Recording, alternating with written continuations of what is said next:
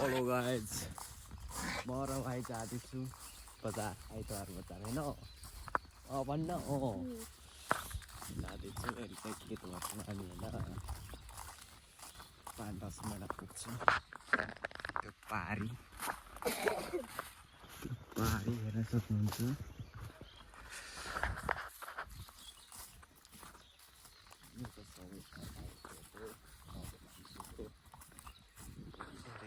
सबै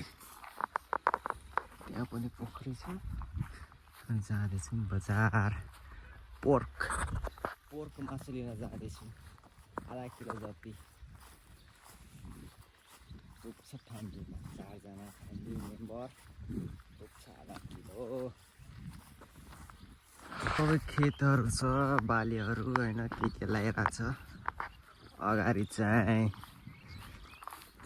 के को फुल हौ बिर्स तोरी फुल अगाडि चाहिँ तोरी फुलहरू रहेछ तोरी लगाएको पुरै त्यहाँदेखि यहाँसम्म तोरी लगाएको छ तोरीहरू तोरीबारी आफ्नै बारीको आफ्नै गरेछ बारीको तोरीको फुल यो चाहिँ बोर्डिङ हो है गाइस यो चाहिँ बोर्डिङ यता चाहिँ तोरीको फुल यिनीहरू चाहिँ फुलाएको छैन यता चाहिँ मस्त फुलाइसकेको छैन सक्नुहुन्छ कस्तो दामी देखिरहेको छ होइन बल्लसम्म छु 6-7 कोलामा फलेको छ तोरी बजार त आइसक्ने लाग्यौँ हामी बारी बजार सानो बजार लाग्छ होइन गाइज सानो बजारको भिडियो मार्फत देखाउन चाहन्छु बजार आइसक्यौँ गाइज हामी सक्नुहुन्छ यहीको बजार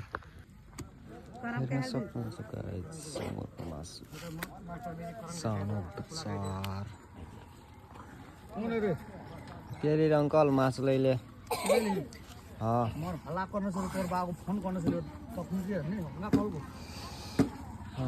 रात मम्मी कॉल ले तब ले सब दिन काटी छ कई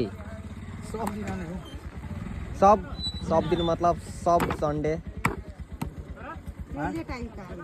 चोर मासु ल्याइसक्यो होइन सानो बजार बर लाज लाग्यो बोल्नै सकिनँ त्यसैले खेतमा आएर बोल्दैछु